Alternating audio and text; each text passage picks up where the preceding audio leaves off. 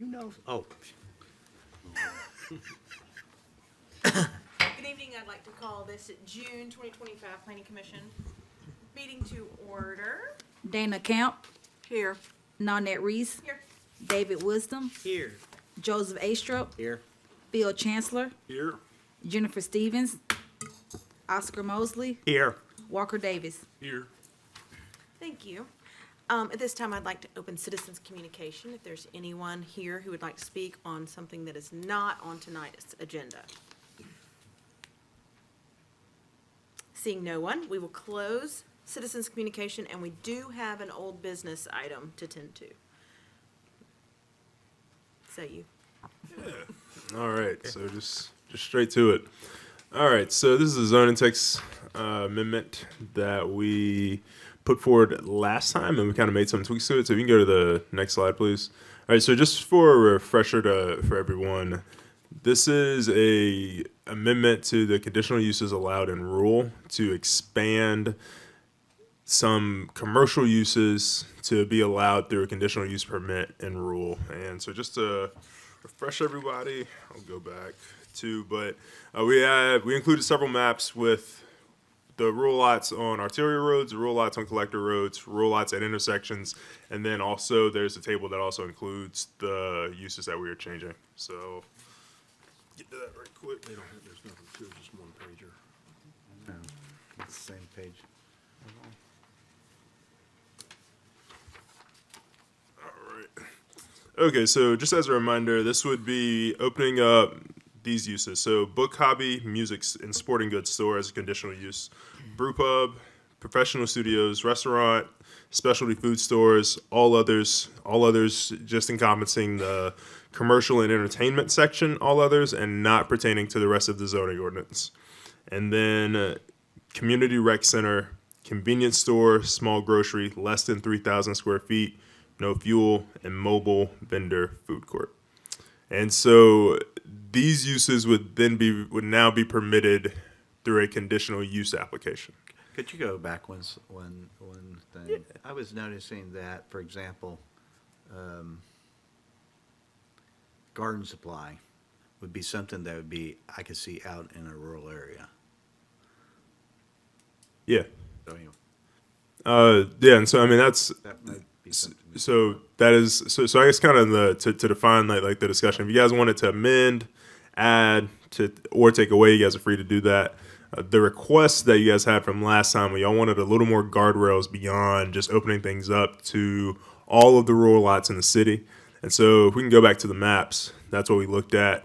So the thought process behind including arterials and collectors and looking at intersections, you guys are familiar, for everybody in the crowd, we have a zoning ordinance, LDD, that allows commercial uses in a shopping center. It just must exist at an intersection to prevent it from being all over the place. Right. And so that was kind of the thought process from looking at it. Can it locate on some of these arterial roads? And so what we did was we made a map that included the rural parcels on arterial roads, the rural parcels on collector roads, then also at intersections. So you guys can see on the arterial roads, you got the big corridors. There's a lot of different lots. Some of these are largely residential areas. A lot of those lots, those are all the ones that are currently in the city. But you guys may notice some of those omissions, kind of those big omissions down on Sand Hill Road, where there are existing commercial businesses there already. Some sell trailers, things like that. There's also some deer processing places like that. They're in some of these other spots. If you go to the collector's map, Tiffany, the next one, thank you. You'll see it's even less still, and then you can kind of see some of those are infill lots where there just hasn't been development or anything yet, where it's not really the. I guess kind of for the use, some of these are already kind of spoken for, and I guess these are the rural lots, but infill makes a lot more sense for some of these other places, like for some of the collector spots that we're looking at. And so I guess I just wanted to give you all these visuals that way y'all can see that this wouldn't be opening up. Like if we use some of these rails, like I said, I think kind of establishing the threshold that at minimum it had to go on a collector road or an arterial road. I think that'd probably be a reasonable compromise, or I think one of the guardrails that I think y'all were looking for. I think the only thing that I do want to provide some context to, these are our arterial roads and collector roads. And so when I say that, different municipalities have their own classifications of roads that are in their jurisdiction. And so there are some roads that parcels are addressed off of that are in the city limits that are not classified by us. And so those roads are classified by another jurisdiction. And so that may be by the county, the MPO, or the city of Opelika might also classify those. And so I guess just kind of when we get to that point of the discussion about the threshold for a collector or an arterial, I'll probably prompt you guys just kind of think, is that anybody's collector or arterial? And I guess the procedure for that would be if we were to take over a road, like we had enough addresses off of it on both sides and became our road, whatever the existing classification was given by another body, that is the classification that then we would adopt. And so I guess I can answer questions for that, but I did just want to point that out. So all the roads that may not be classified in our major street plan do have a classification if they're not under our jurisdiction. It's just been classified by somebody else. And the standard procedure has been to adopt the existing classification given by another jurisdiction. So does that have to be written into this update, or is that taken care of another way? I would say, I think that would be, I think if y'all just wanted to make it all inclusive of the threshold is either collectors or arterials, kind of given by anybody. And I guess like we would check that. Like I said, it's not like a magical list. I mean, it's pretty defined. Like if it's unclassified in ours, we'd be able to find another map that it was classified, and then we would go off of that. So then so when it came before you all, it would be in the staff report referencing, here is a map that is classified as X. It either meets or it does not. Mm-hmm. And so it wouldn't be a black box of take our word for it. Right. So. Well, I really like the approach here. This helps out a lot, compared to the last time we discussed this a few times. Mm-hmm. The one question I kind of have, why are we looking at both? Collectors and arterials. Yeah. And arterials, I can see that makes a whole lot of good sense to me. But now we're going down into lower volume traffic, lower speeds. So that mirrors the threshold for LDD. It's arterials and collectors for both. It's that one as well. But that one is at an intersection. So if you can go to the next map, and so now you can see like at an intersection of a collector and arterial, there's significantly less, and I think that would kind of undermine kind of what we were kind of going after. So I think if we set the threshold, I think in my mind of the floor as like to even have the conversation of a collector or an arterial, and then I think kind of looking at it from a place-based standpoint, well, it is possible that you can still be on a collector and be in a neighborhood, and then just go, I don't think that's really what we were intending. And I think on its case, I think we would talk about that, and kind of this doesn't really meet like the level of intensity that you would be generating doesn't really make sense for the character of like what we're going for. I think in some of the areas where things mirror more the rural crossroads or kind of are far enough out to kind of be a destination all unto itself, I think that's much more what we're getting at. Not something that would be an interior lot in a neighborhood and someone's like, well, I think I'm just going to tear my house down and build something else like that. I don't think that's what we're going for. So I think at that time, I think we would consider it under that. But I think by looking at the map of the designation of just kind of what the intersections are, and I think also even the big one, that's Richland Road. I mean, a lot of those are already planned for. A lot of these are infill lots, kind of the intersections. And so I think looking at this from a threshold of the collector or the arterial, I think this allows us to achieve the destination of rural somewhere, of kind of being the commercial use that's a destination, but then also something that was a rural crossroad that isn't going to be in the middle of something that then drives up the intensity of a neighborhood, which was never intended. So, and like I said, I just wanted to put the visuals out of this is what the maps look like if you were to allow this from kind of thinking about it from a arterial standpoint or a collector standpoint. And then I just also want to provide the caveat that if it is an unclassified road by our classification system, we will utilize the classification given to it by another municipality. Okay, thank you. At this time, this does require a public hearing. We'll go ahead and do that, commissioners. I'd like to open the public hearing if you'd have any comments or questions about this current zoning ordinance text amendment. I'm sorry, would you repeat yourself again? I'm a little hard of hearing. This is the public hearing if you would like to come and speak about a text amendment to our zoning ordinance.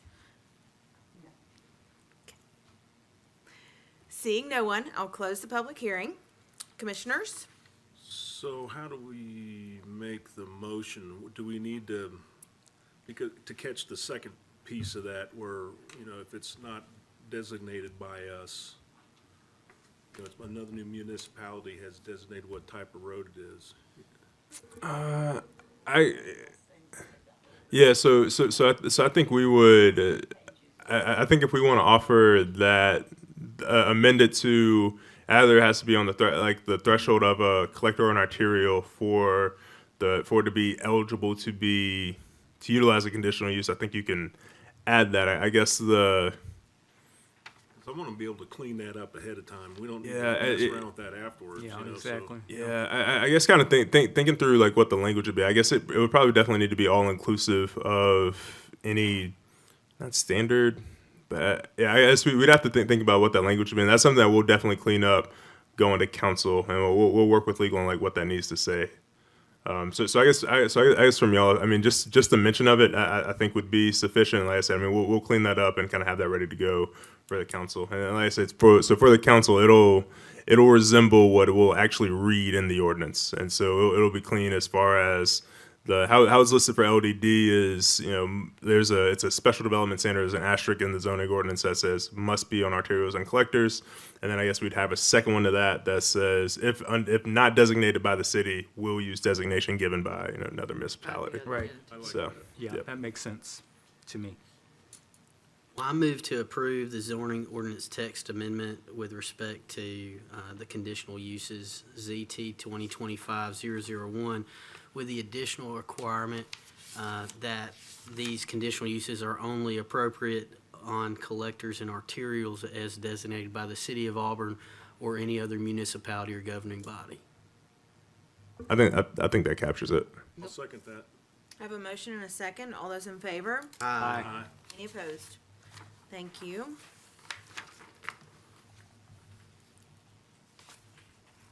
I think the only thing on the consent agenda was the minutes Oh. this week. Consent agenda is just the minutes for packet and regular meeting for May. Move to approve the consent agenda. Second. I have a motion and a second. All those in favor? Aye. Thank you. New business. All right, Auburn Farms Phase 1. So the action request is preliminary plat approval for 95 lot performance residential development. 42 single-family detached lots, 51 townhouse lots, 1 open space lot, and 1 utility lot. All right, we can go to the next slide. All right, next slide, please. All right, so just kind of like we talked about in our overview on Monday, if you guys were to drive out there, all this is already constructed. This is already there. This is one of those situations where there was a preliminary plat and they were moving forward with construction. Things got haywire on the private side, and they just kind of went away for a while. And so everything kind of sat out there. So the recent pre-app meeting that we had around this was, the only concerns really were if all the infrastructure that was put in, if it was in good condition, and then if they were going to go to final plat, and then how. Like I said, I mean, there's some other moving parts that need to be taken care of with Sarah Lane, and so staff decided that it would be best to move forward with the preliminary plat. And so the preliminary plat is much larger than the final plat that was proposed, and so the preliminary plat is this 95 lot plat in front of you all. And I said the only other change was how the floodplain increased in area over here and might affect the construction of some of the lots that are already platted and constructed. But that's something that's currently being accounted for, that they are looking at. And so just kind of I'm gonna go over what the density is. Yeah, so for the phase 1 density, it's 3.28 dwelling units an acre. Like I said, there's a PDD. It's in line with the existing PDD, and this was phase 1 of it. Now, I guess it's kind of, we were looking at earlier, so right now we have a reverter clause for all existing PDDs if there is not action within them and under them that they revert back to its original zoning designation. There was action on this. This one was constructed. It just didn't move forward with the final plat, and I guess all the utilities are there and everything. So with that, I'll just turn it over to you all for any questions. Is applicant or representative here? Okay. Any questions, commissioners? Yeah, so my only question was with respect to open space requirements. It's about an acre short And had that been dealt with in previous action before the planning commission? When you say it's like an acre, like in the entirety, or are you talking about for the space? Yeah, so for the space, it says, the base zone of DDH is 15%, which is 4.26 acres. Proposed subdivision includes 3.93 acres for recreational open space, which is 14%. So it's just a tad short, not quite an acre. Yeah. So on the for the man, this it's like going out on me. I'm really sorry. All right. So on that, like kind of how we've talked about all preliminary plats, I guess all the comments associated with them, those are technically deficiencies. And so if y'all wanted to, that's there are two ways to handle this. And I kind of our thought process on this was we'll put the comments forth about some of the things that may not meet. And since they're trying to come back immediately with the final plat, kind of the next month or two, final plats cannot come before you all until all of the comments are addressed. And so if there are any deficiencies, and like you guys saw with some of the notation or things in the GIS comments, but also with the planning comments, Okay. that will have to be rectified, and they'll need to rearrange some of the lots to do that. And so the preliminary plat is just that, it's preliminary, and then Okay. the final plat will then have to address that. So that 15% will need to be made up by the final plat, or it will not come before you all. All right. Okay, thank you. This preliminary plat does require a public hearing. If you'd like to come and speak on Auburn Farms Phase 1, please come forward now. Seeing no one, we will come back to you, commissioners, with comments, questions, motions. I'll move to approve case PP 2025-016. Second. I have a motion and a second. All those in favor? Aye. Any opposed? Thank you. All right, that's me as well. Let me get to my.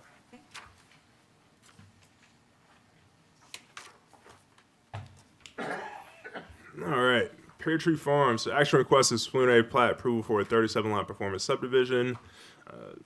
Next slide. All right, so this is up on Pear Tree Road. This is immediately adjacent to the preserve and actually connects to the preserve. You can go to the plat, please.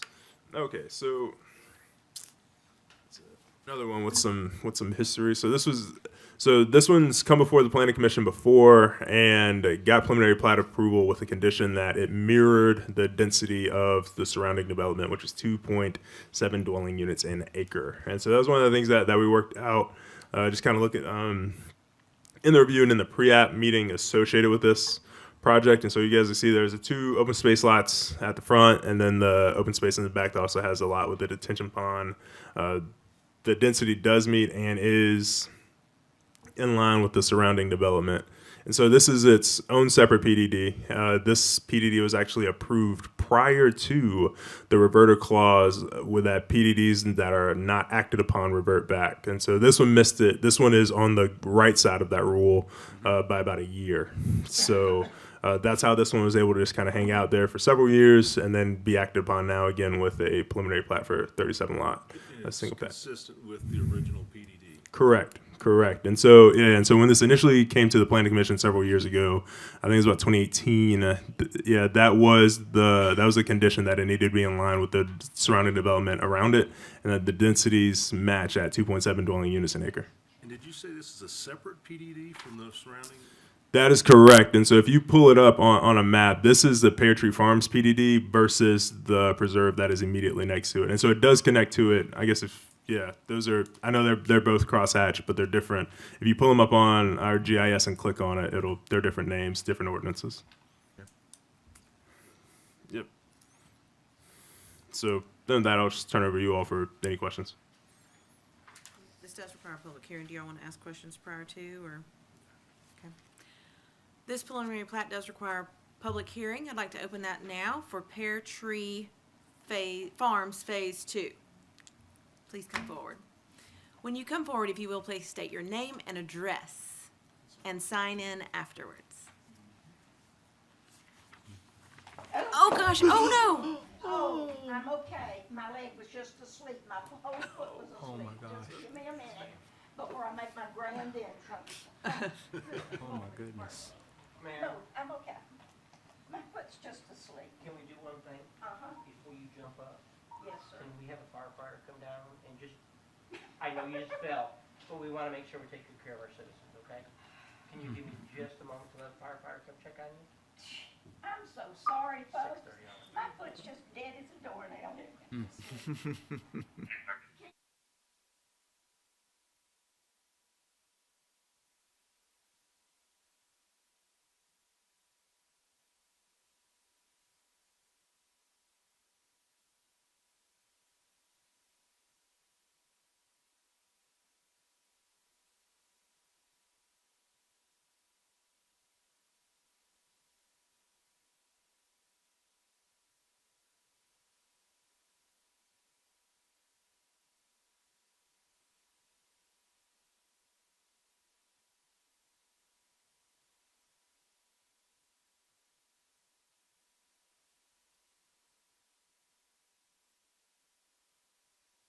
I move that we take a 10-minute recess.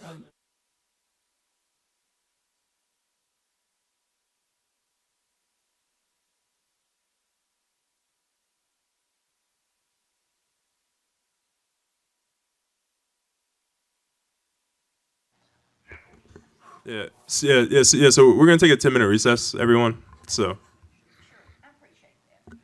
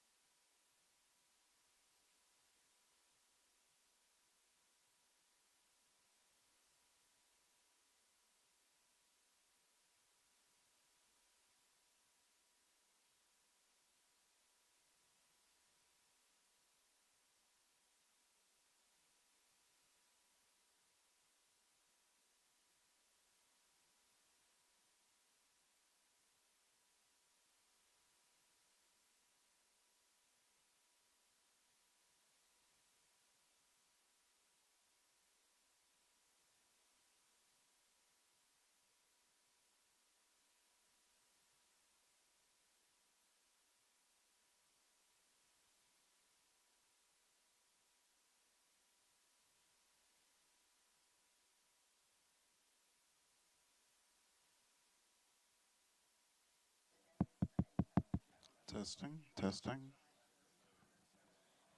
Testing.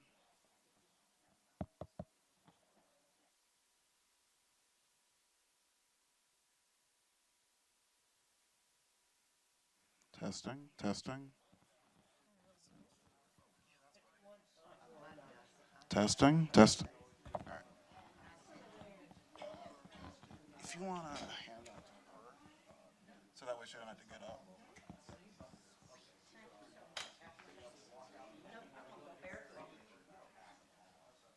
She actually wants to go up. I'm gonna go barefoot, forget the sheet.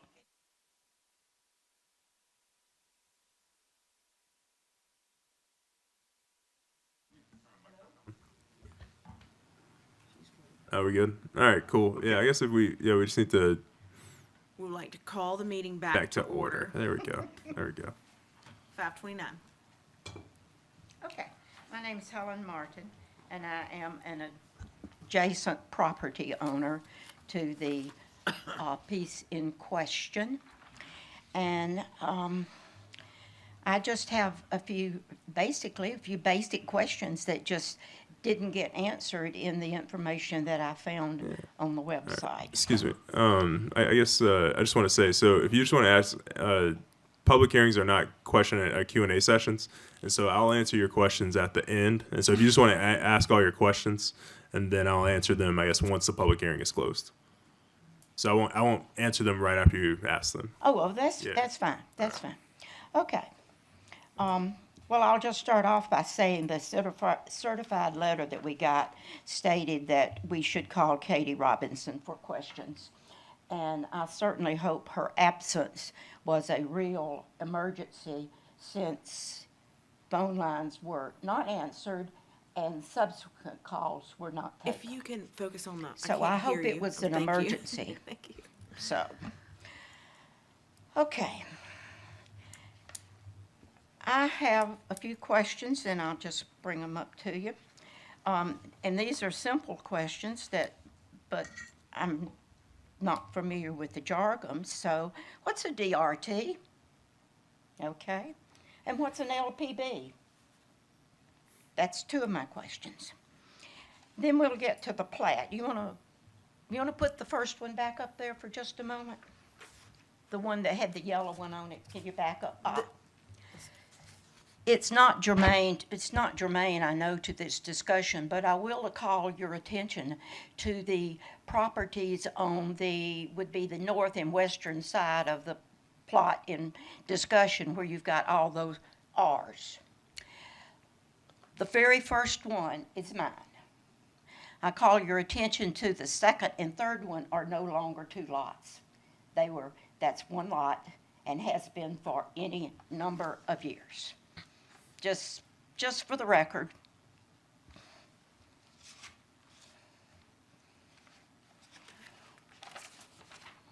And it kind of looks like this.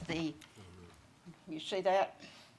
Yes, They ma'am. were apparently resurveyed together in order to build that house before it was built.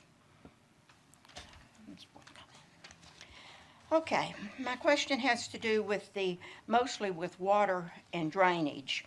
And so I would like to ask if, I believe it's referred to as a Street A, if that street is going to be paved with gutters and storm drains.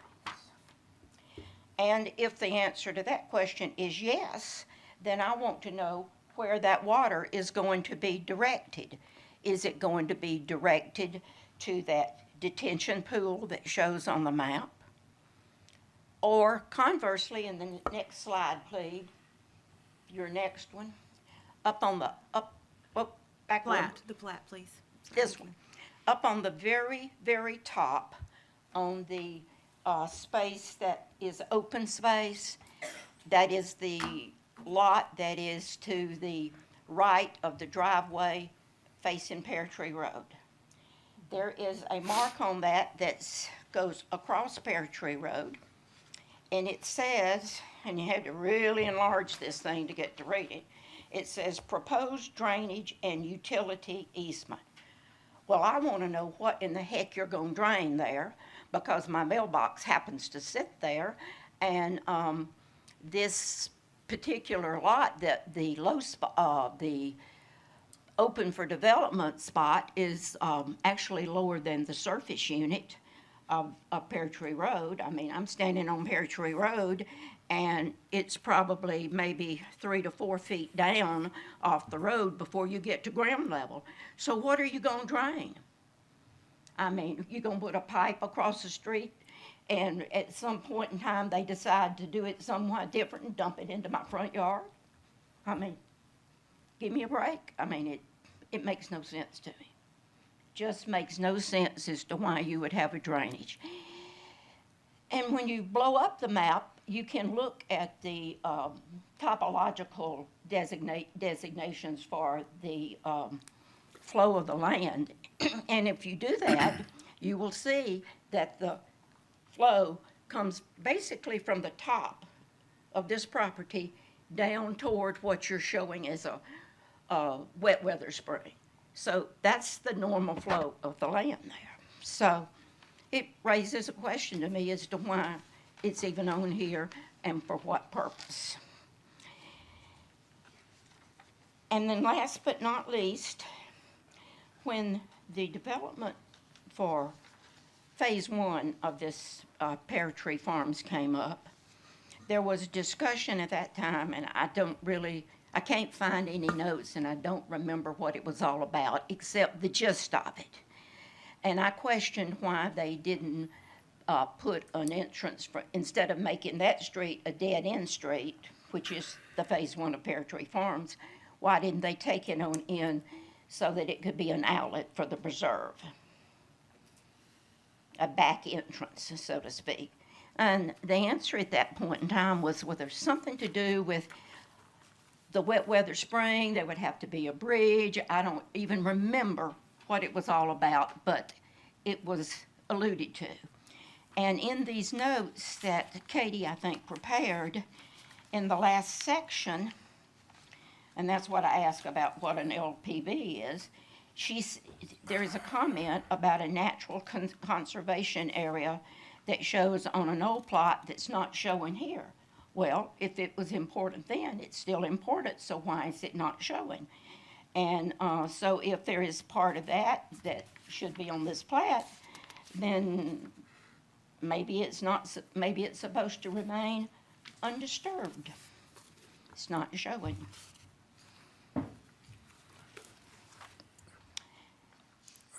So I guess just kind of, you have 5 minutes. Your 5 minutes is up. Is there any? I guess that kind of all your questions. That pretty much covers it. All right. Y'all forgive me for the grand entrance, but It's okay, we're glad you're okay.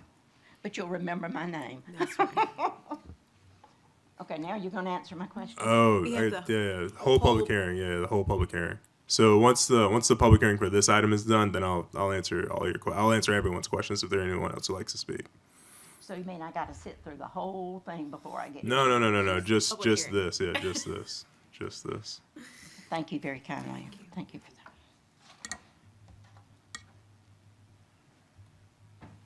Is there anyone else who would like to speak on the Pear Tree Farms Phase 2?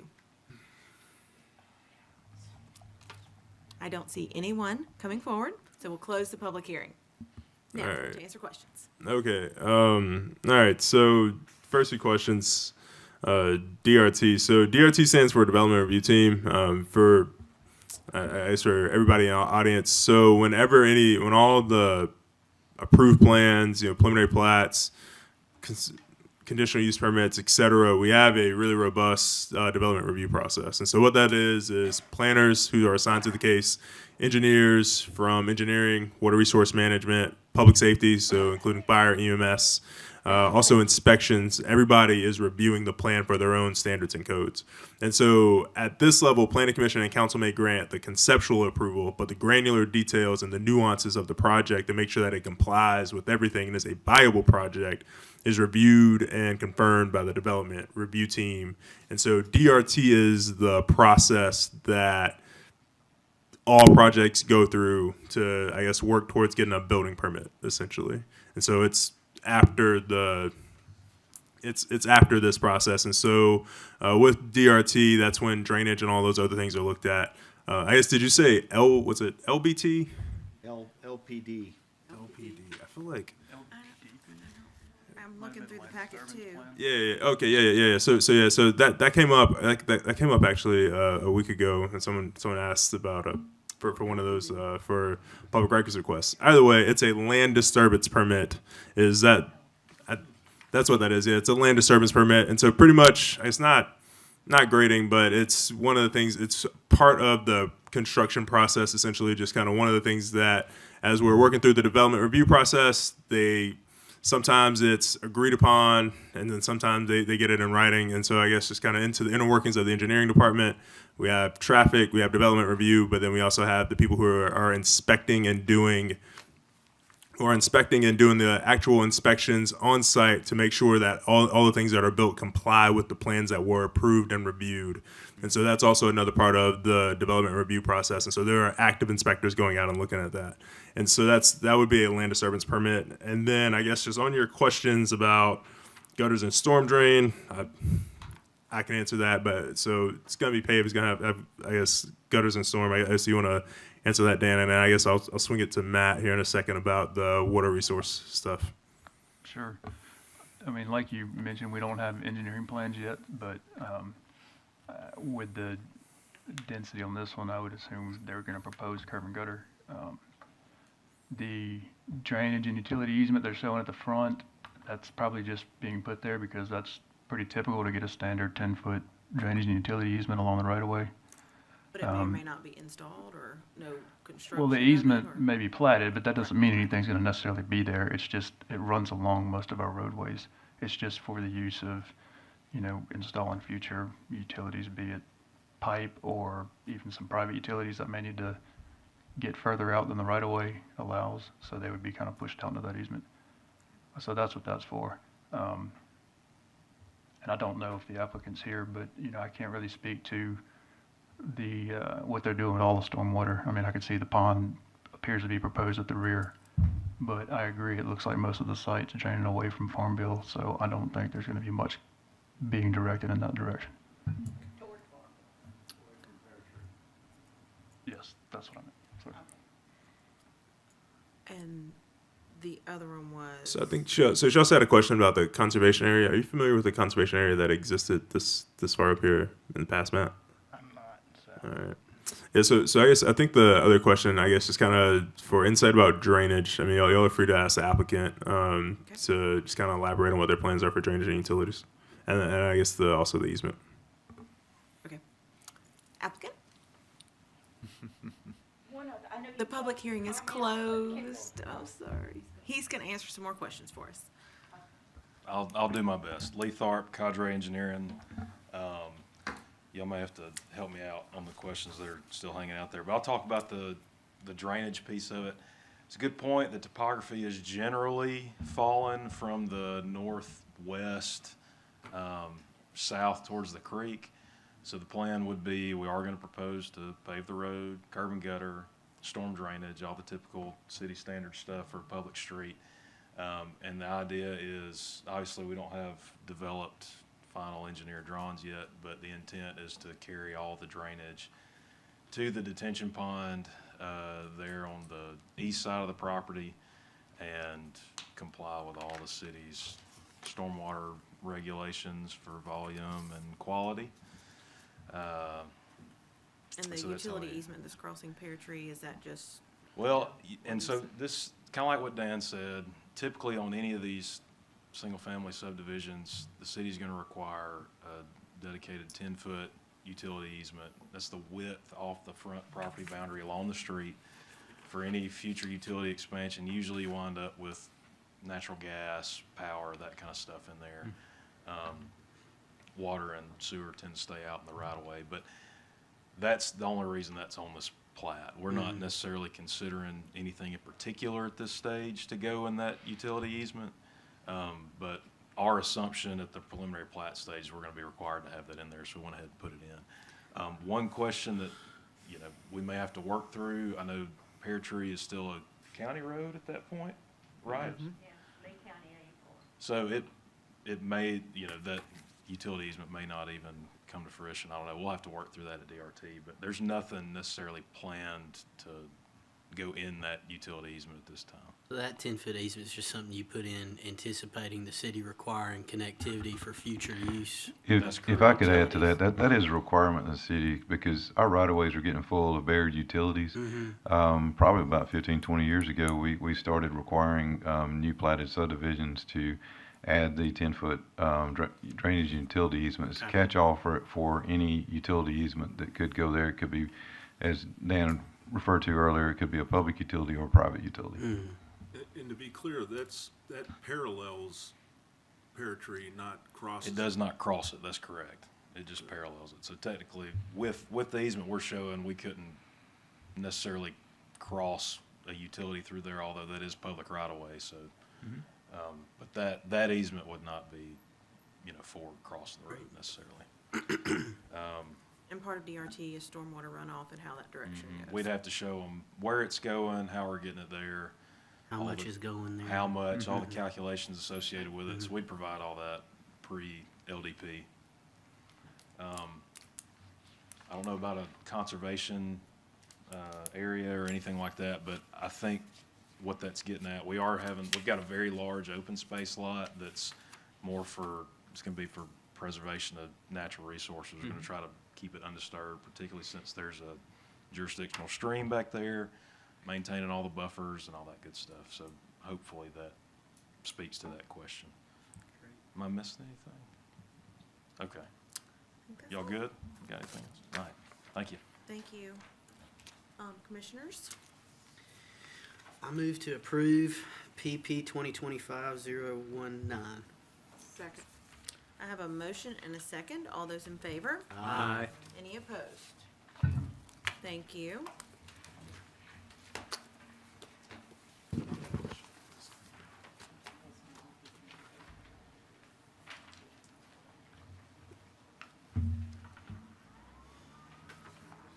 Put that back down when you get done, okay? All right, so this request is for conditional use approval for a public service use, specifically an electric utility substation. It's located at 1515 Shug Jordan Parkway. As you can see, it and all the surrounding uses are in the CDD zoning district, which do permit this conditionally, so that's why it's before you today. This is the site plan. I don't know if there's much detail that needs to be gone into about what the purpose is of the substation, but this is the approximate location that it will be on that site that I just showed you before. Right here, there's a sliver of the open space for the North Point neighborhood, and here starts the parcels themselves within the neighborhood. And directly to the southwest, I guess it's not on this prox map, is the location of the former fire training facility that the city used to utilize. So I did receive some correspondence. It was just one email, but it represented the homeowners association for North Point Homes. And the two main requests were wanting a minimum 10-foot undisturbed buffer along the shared property line, but I did want to point out, like I did earlier, that there technically isn't a shared property line. There's a very slight open space buffering in between them. I still think the intent of the request is to have a buffer of some sort additionally, and until we go into the DRT process, we won't know what the impervious surface ratio is, so we can't determine if the buffer is a 10 or 15 foot, but the minimum would be 10 foot backing up to that vacant space. So I think we can accommodate that request if needed. And then the second would be requesting that there were no curb cuts or entrances along North Point Drive, which is the entrance off of Shug that enters the neighborhood. As far as we have been told, the access will be the existing access point that you see on this site plan off of Shug. And it's not going to be accessed much, only for maintenance or anything. So we think that that one can also be accommodated within the DRT process. There will also be an 8-foot brick wall screening Okay. all the structures. At what level? I'm sorry. I'm sorry? I'll wait till you're finished. I apologize. No, and that's really all I had. I can answer any more questions, and I know the representatives are here if they need to go into any more detail about what they're envisioning. With the screening, will it be more like the one at Dean and East University? I'm not sure. I would have to see some elevations during that next process. We've just been told during a lot of conversations that it'll be surrounding all sides of the development, be 8 foot high with made of brick. So Okay. I'm sure they could provide more detail if anything's changed or shifted. Thanks. Thank you. This does require a public hearing. So I'd like to open the public hearing at this time for the Shug Jordan substation. If anyone would like to come forward and speak about this item. Seeing no one, I will close the public hearing. Applicant, if you are here and would like to speak with us.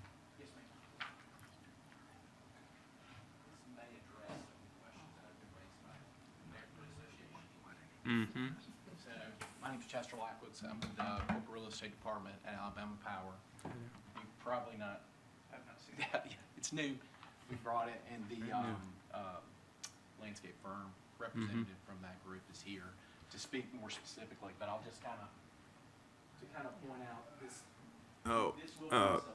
I'm sorry. So yeah, I guess we have a pretty strict policy on not showing things. Okay. And so since you didn't submit it prior, Oh, no, like yeah. So just ignore it. Just ignore it. talk. Just ignore it. Yeah. Just talk. But All right. to the issues that were raised, I believe we will be able to accommodate. There is going to be a buffer along the backside of the property with existing vegetation that's there now. The entrance will be off of Shug Jordan. It won't be coming off North. Fortunately, we can imagine what that might look like. Thank you. So, And then the brick wall. the brick wall will be a 8 foot. faux brick wall. It'll be similar to, there's a substation south of Glen on Dean Road, and that's what Yes. it'll look like. Okay. So, Perfect. Okay. Thank you. thank you. I'll move to approve KCU 2025-020 Shug Jordan Parkway Substation. Second. I have a motion and a second. All those in favor, please say aye. Aye. Any opposed? Thank you. All right, KFT Alabama expansion. So the request is for a recommendation to City Council for conditional use approval for an industrial use manufacturing facility. All right, this is at 272 Enterprise Drive. This is a 26,000 square foot expansion of an existing business. KFT stands for Korea Fuel Tech. America is their company. I looked this up. We actually got a very rousing pre-app meeting that was unlike any other. Normally our pre-app meetings are a lot about civil plans, what they're building, etc. He actually went into the details and the nuts and bolts of the technologies that they are working on at Korea Fuel Tech. It was very, very, very riveting. I'm not trained in that, so a lot of it was over my head, but it was really cool to look at. So, so this is a 26,000 square foot expansion of an existing building. They didn't have it on their, it was not a contemplated expansion. It wasn't included on their first conditional use approval. So since they are adding more space and they are exceeding the space that they were initially approved for, they need another conditional use. And so, as you all know, everything that is allowed in the industrial zones are conditional use approvals. So with that, turn it over to y'all for any questions. This does require a public hearing, so we'll open that at this time if you have any questions or comments about KFT Alabama expansion. Seeing no one, I will close the public hearing. Commissioners? Move to approve conditional use 2025-021 for approval for an industrial use being a manufacturing facility. Second. I have a motion and a second. All those in favor? Aye. Any opposed? Thank you.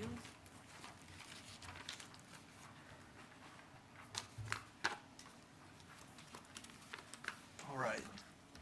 This is also a conditional use request for a road service use, specifically equipment rental and storage located at 2490 South College Street, directly south of I-85 and northeast of the Alabama, or the Auburn softball complex. So it's not a complete change of the current use, as the current use is also for, or was for the sale of large and small equipment and the rental as well. This is just going to be a transition use to what is being rented and stored on the site, to store portable and fixed sanitation equipment, like you all know. Is that a porta potty? The applicant's here and can speak to the specifics of sanitation equipment. There is, so based on the Prox map and this site map, it's kind of flipped, but you'll see that I-85 is here, and this is the parking lot for the softball complex. There is a 20-foot buffer here, and there's also a slight buffer. The width of it is losing me right now, but that it exists on the front end, and on the rear there is 30 feet approximately of separation between where the right-of-way for the interstate starts, and there's some plantings, but if you've driven there, you know that there's kind of a drop in the elevation from the interstate to this lot. So even though there is some buffering and there are some trees, you can still, it's still pretty visible onto the site. With that being said, we aren't requiring any additions or changes to the buffers, as the use itself is not getting more impactful, but and it does meet all of our standards in the zoning ordinance, so anything further is up to the planning commission. Thank you. And yes, like I said, the applicant's here if y'all have any specifics. This conditional use does require a public hearing, so at this time, I would like to open that, if anyone would like to come forward about this agenda item. Seeing no one, we'll close the public hearing. Commissioners? Personally, I would like to see some additional buffering, even if they weren't changing anything. I mean, been safe. I'm sorry, there, Yeah, there needs to be some kind of visual buffer. See what the applicant says. Yes, the applicant, if you'd like to come forward, please.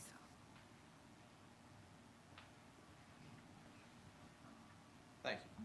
I'm Michael Rogers with MR Designs out of El Dorado, Arkansas. I do work nationally for United Rentals on various projects. For this one, there's no particular project. My firm has simply been tasked with getting through a conditional use permit and the process that leads to that.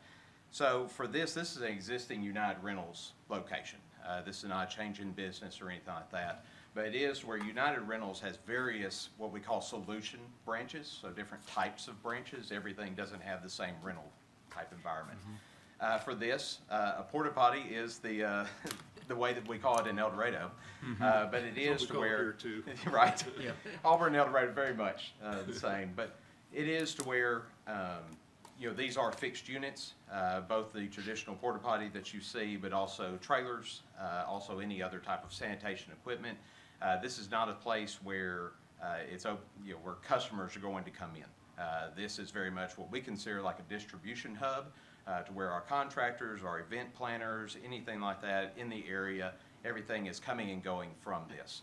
We want to be sure it's very important that there's no dumping or anything like that. This is simply a place for units to be. When they leave, they are clean on the inside and out. When they come back, they are clean on the inside and out. The only wash bay or anything that happens there on the site, what we call a dusting, so anything to where if it sits there for a week before it goes out again, we simply just wash it down with like what is literally a hose, just to clean it up before it goes back out to a job site. So there's no filling or we fill it with effluent? water. Is Just what we do. water, okay. Yes, So- there'll be some holding tanks that are there that will fill the units before Okay. they go out, but it is only water. But no effluent from the porta No, there potties is after not. use, okay. Not at So all. where on the site would this porta potties be stored? Sure. So on the, let me get my blown up version. So we have laid out the site at the request. let me just walk around whenever you're looking at the plan there, whenever you're driving in. Let's start at the bottom there. There'll be employee parking, then there's an existing building that is already there.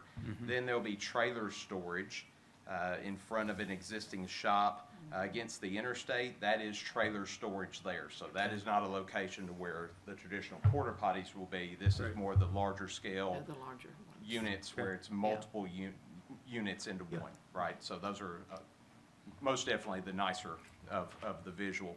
Then there's an existing shop in the top left. Then where it says plastics storage area across that top, that is where what we would call those traditional porta potties would be. Then there's service truck parking, and then there's fencing panels there to the right next to the entrance. That's just another part of the sales that the branch does as far as temporary fencing along with those as well. Is that an open structure? That is, you just stack the porta potties in there? It is. Is it walled? No? No, it is not a structure. Okay. Any of these are simply just areas on the areas site. of storage. There are no plans to any of the buildings changing or Oh, the I see. site changing. It is an open site, and we're just designating areas to I say see. this is where those will be very much stacked there against the fence. Okay.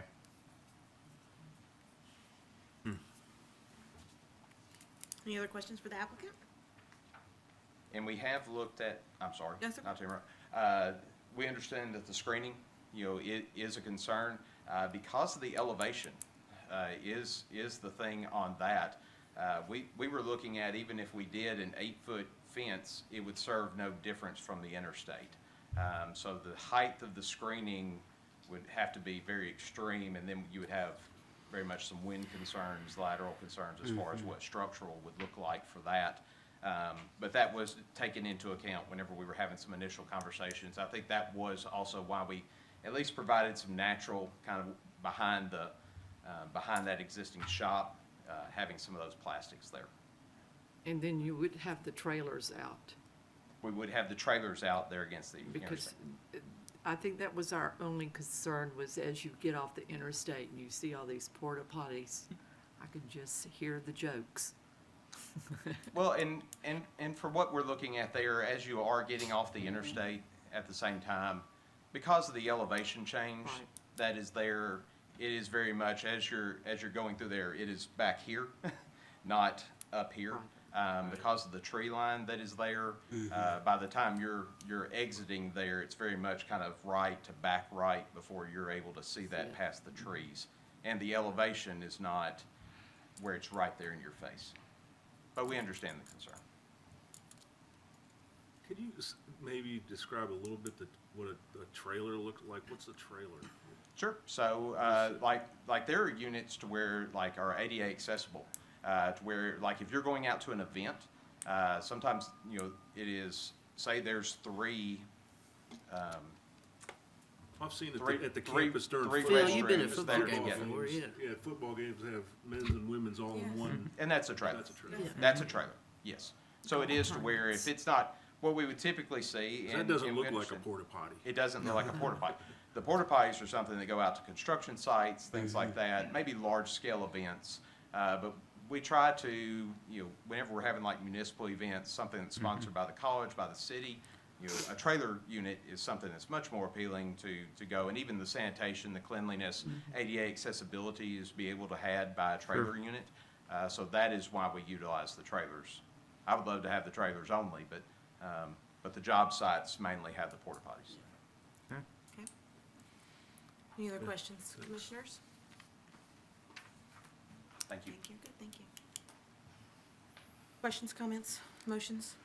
I can understand the concern and thinking through the screen issue, but I think with the placement of the tops of rental items, I think that kind of alleviates that issue.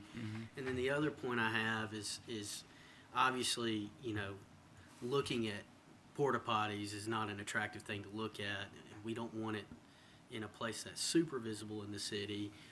But certainly next to the interstate is more appropriate than, let's say, downtown Auburn for a storage area, right? So this is not out of the realm of reasonability as far as the location for this use. So I think I'm in favor of it as presented, with the understanding that the trailers are going to be stored where this depiction shows them, and the plastics area is where the porta potties are going to be stored. And I think as long as they can be held to this drawing, which I think they can, then I would be comfortable with that.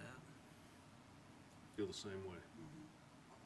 Yeah, so I guess Condition.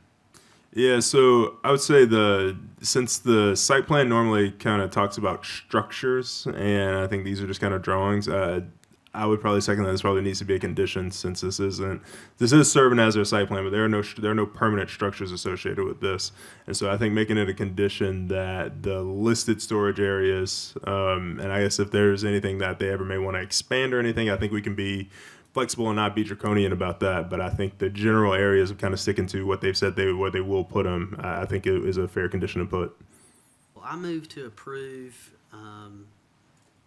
conditional use 2025-022 with the condition that all porta potty type products are stored on the north side of the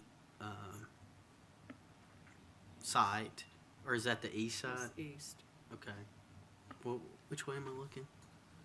This is. Yeah. Yeah. Refer to the drawing. The far side of the Behind the building. behind the building, behind the existing shop building, and then all trailers are to be stored alongside the interstate in a more visible area. Second. Motion and a second. Does everyone understand the motion? Mhm. All those in favor? Aye. Any opposed? Thank you.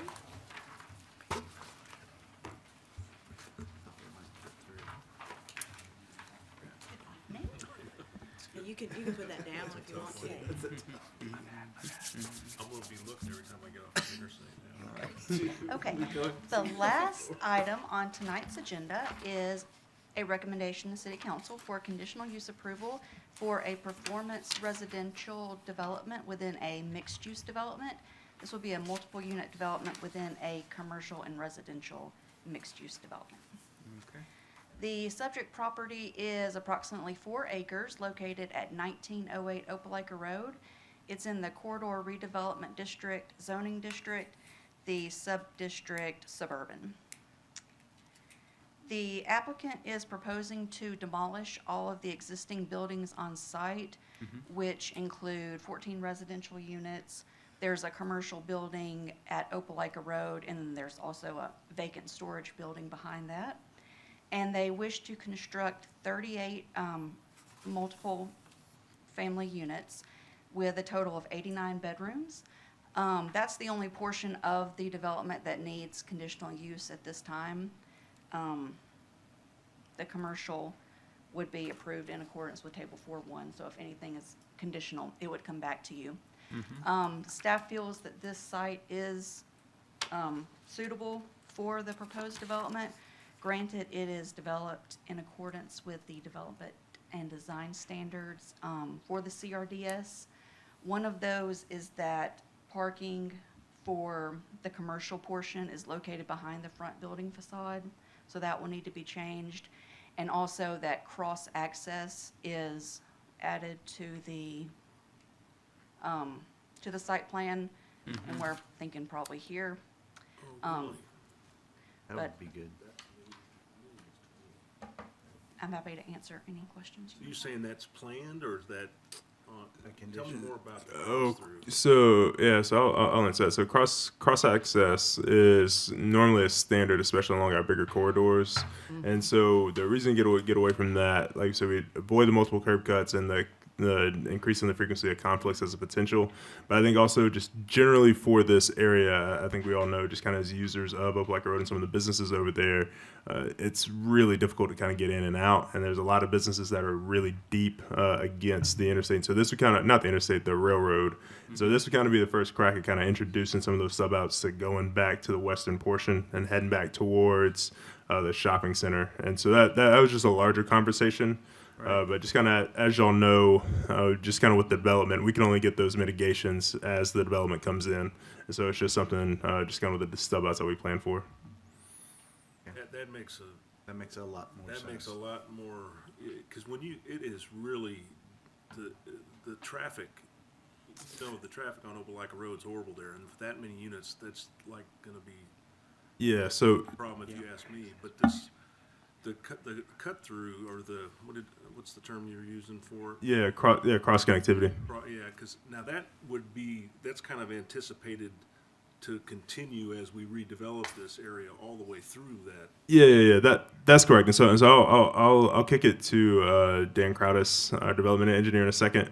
Just kind of answer a little more about that. But I guess also this project in particular. There was an adjoining parcel that the applicant was trying to get to rope into this, and that's not off the table for them. That was something that they were considering. They were just having trouble actually reaching the sellers for this and discussing it. But that was something that they were entertaining. And so, like I said, I think the only issue with a lot of the cross connectivity access that you guys have seen just from different parcels on Glen and other places, we can only get it as they come in and as they redevelop. And so it's one of the things that we try to sub out for and that we try to plan for connectivity. So I guess just kind of further on the traffic concerns, I'll let Dan speak to that. Well, the one part I guess I'm interested in is talking more about, is there a long-term plan? I mean, is this codified somehow that says we're going to continue to put these cross-access type, that's going to be part of any kind of a development project? I mean, I think that's a good idea. Yeah, we actually have a study going on right now.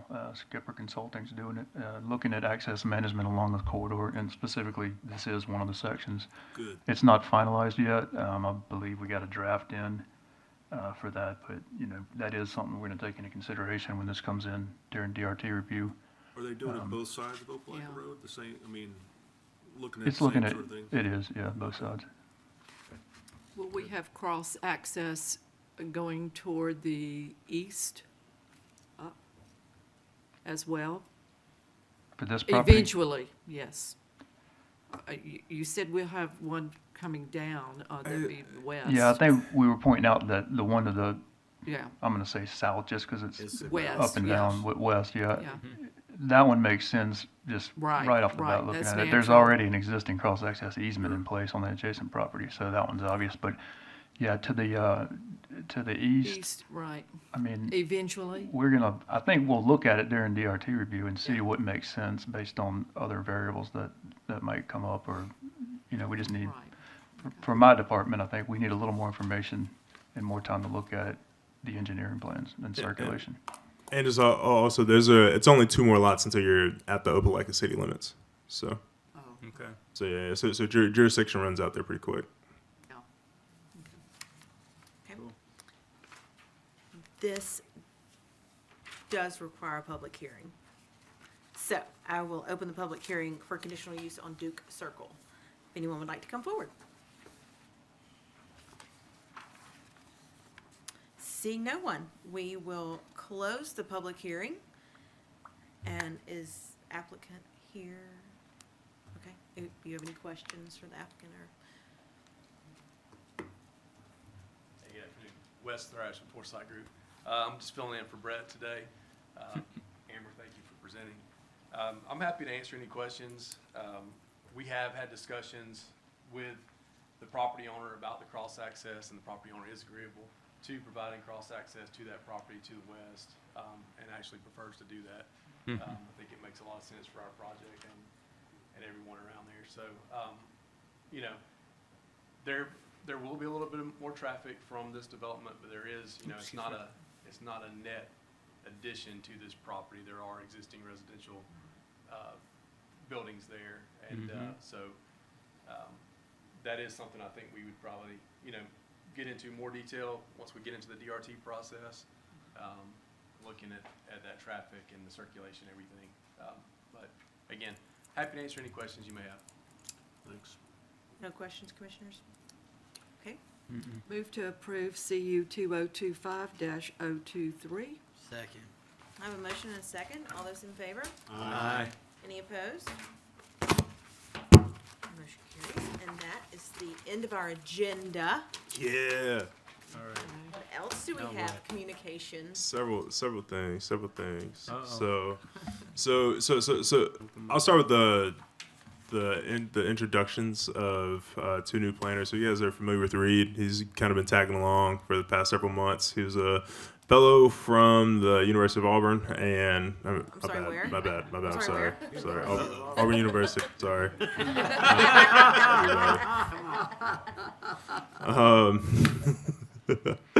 And so he's now a full-time planner, so you guys will be seeing him. We're kind of bringing them along slowly. They didn't have any cases this month. They'll have some cases that are on the consent agenda next month, and then they'll eventually have cases where they talk to you all. And also, he's also accompanied by Chris Poff, and so he's a new face that you guys haven't seen. He's also a new planner, same thing. And so we're just kind of getting them trained, just kind of working them into the flow of things. And I think also y'all will be seeing them at some of the work sessions that we'll be doing and some of the other items that I think we've talked about for some of the long range stuff. So, Welcome. yeah. All right. And so then just kind of to go back to Helen Martin's comment about the LBP. I was mistaken. So she was talking about a GIS comment about the natural conservation area that is shown. So with this being a GIS comment, it was an old plat. And it's not that it might have been omitted. And so this is one of the things about Jen's comments. When you guys see all the GIS comments, Jen is as in the weeds as you can go. If you want accuracy or precision on any of the comments, Jen will find it. And so that's what this is. And like you all know, from all the comments that are on the preliminary plat, they must be addressed before a final plat can come before you all. And so it will need to be addressed just kind of going forward. And so Lee will have to find it, and they'll have to show it on the plat. So that's that. And so then I guess just we talked about some of the zoning reform, some of the zoning ordinance changes, and some of that stuff. So that is something that we'll probably we'll put together a plan, I think maybe late summer, that we'll probably have a work session and a general kickoff, just kind of around that. But I'd say stay tuned on looking at introducing I would say the several year process of looking at the zoning ordinance. And then that's in addition to specifically looking at table 5.6, or not table 5.6, but the urban neighborhood tables. Once we get everything just kind of in order with the DDRC, so that's something that we haven't forgot about. There's just a lot of things just kind of on the dock, and we're trying to get up to speed on some stuff, and also not relevant, but I did want to mention it. I did all of Katie's cases at this meeting. Katie's been out all week. And so it wasn't that, we've been ignoring her, but Katie's been out all week traveling for a conference. So that's it. Okay. All right. Okay. All right. When is the second meeting this month? Tuesday. Yeah, Tuesday. Okay. Just wondering about our new friend we might have. Oh, yeah. So actually, I don't think, so that's not going to be until July. And so, so you guys will do the July meeting with only 8 members as well. And then in August, there will be a new member. And so I imagine there might be some training that we'll work through. And then I'll send out an email just kind of generally about the training that we're looking at. So, Okay. Yeah, that appointment is expected at the second meeting Of in July. Got it. Okay. Sounds good. Well, Move to adjourn. second. I have a motion and second to adjourn. All in favor? Aye. Thanks. Any opposed? No. I want to stay longer.